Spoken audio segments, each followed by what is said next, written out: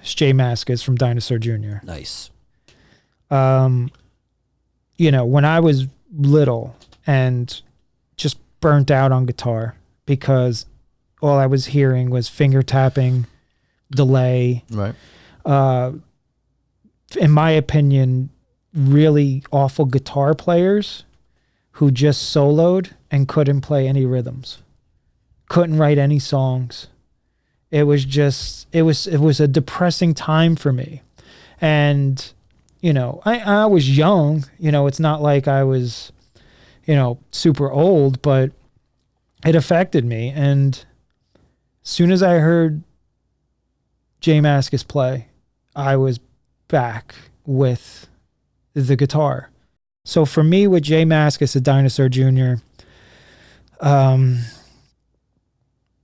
you know, if we're going to go the best guitar players of all time, and I know that's an entirely different list, this guy sits number 2 behind Jimi Hendrix for me. Okay. Because I put everything into it. I put melody, I put punch, I put songwriting, I put soloing, I put body of work, what he does acoustically. Like, you can't, like, Steve Vai is not going to show up, pick up an acoustic guitar and sing you, you know, songs that you're going to remember or know. Right. You know? Like, Jay Mascis will pick up a song and play Quicksand from David Bowie. Right. You know? Jay Mascis will show up and just sit next to Pete Townsend and him and Pete Townsend will play. I mean, there's a audio of them playing together. I'm agree with you 100% because you turned me on to them. I mean, we'll talk about rhythm playing. You don't hear that too much with guitar players. I mean, his rhythm playing is amazing. Yeah. You know that. I know because I listen to them.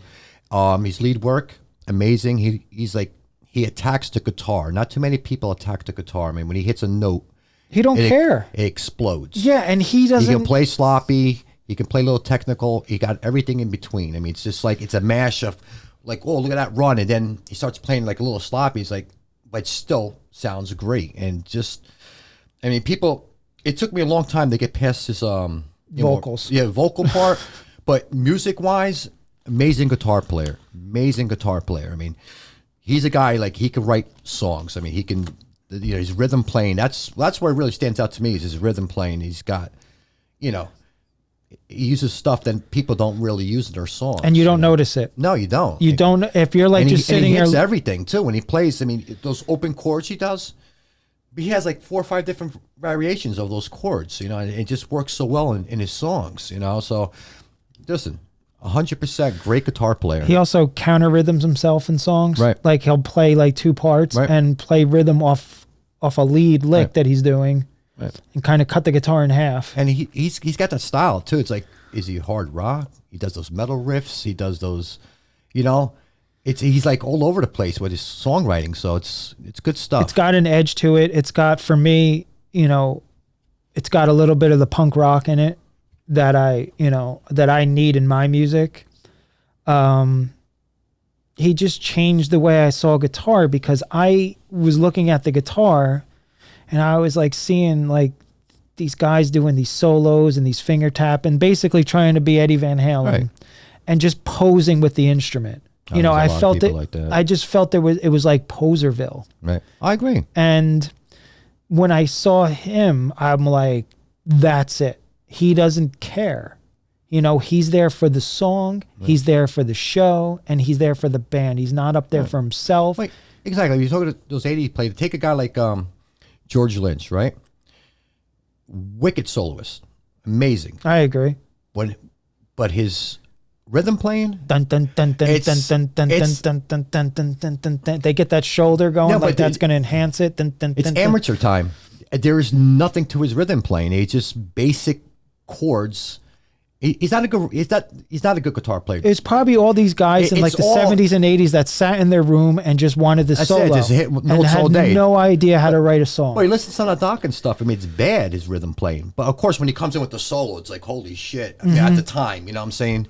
But you're like, yeah, exactly. And I do like some Doc and stuff, so I'm not going to like knock him. Like, but he's just like everybody else. It's like there was no rhythm. Nothing. So hearing Jay Mascis, again, like Hendrix, making songs. Right.